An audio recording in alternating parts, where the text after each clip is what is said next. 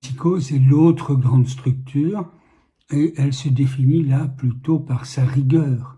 Il y a une rigueur, une logique absolue du patient psychotique. En tout cas, spécialement du côté de la paranoïa, n'est-ce pas? Puisqu'on sait qu'il y a plusieurs formes de psychose et du côté de la paranoïa, pardon, c'est vraiment une logique absolue du côté, au fond, qui ne laisse pas place aux équivoques. Du côté, par contre, de la schizophrénie, là, c'est plutôt le désarrimage du sujet qui va être en jeu. Le fait qu'il perçoit son corps comme éclaté à l'occasion, comme morcelé, mais aussi que ses liens sociaux, ses liens avec l'entourage, ses liens avec la société, avec le travail, peuvent se défaire. Au fil du temps, dans ces cas-là, ils se défont souvent.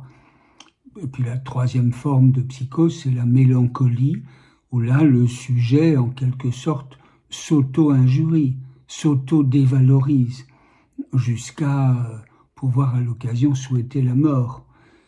Donc ce sont des formes différentes. Mais ce qui les rassemble, c'est la dimension, au fond, d'une certaine logique qui accompagne une certitude.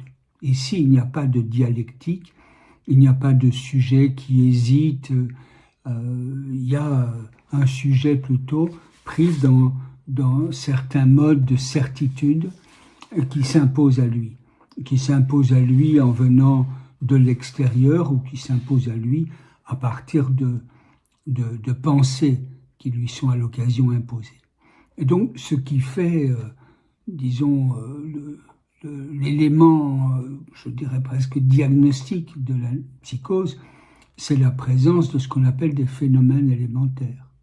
Phénomènes élémentaires qui peut prendre l'aspect classique des voix entendues au moment du déclenchement de la psychose ou même ensuite, qui peut prendre aussi d'autres aspects, disons sous la forme de signes qui lui sont adressés de l'extérieur.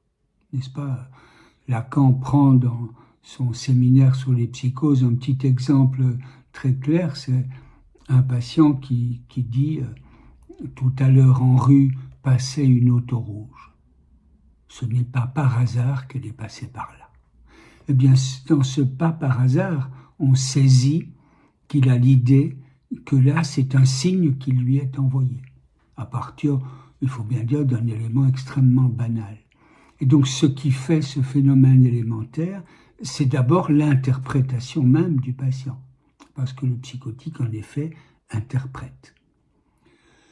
Et Lacan, dans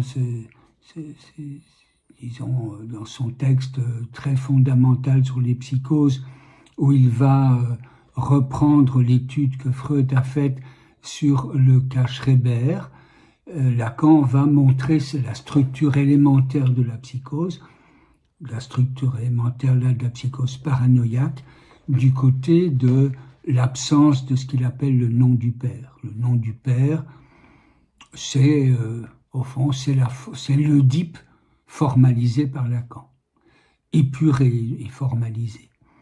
Et l'absence de cette structure qui donne les significations, la signification qu'on dit phallique, mais qui est la signification en même temps du langage, qui donne cette signification commune, l'absence du nom du père fait que le sujet perd une part de la signification commune sur un certain nombre de points.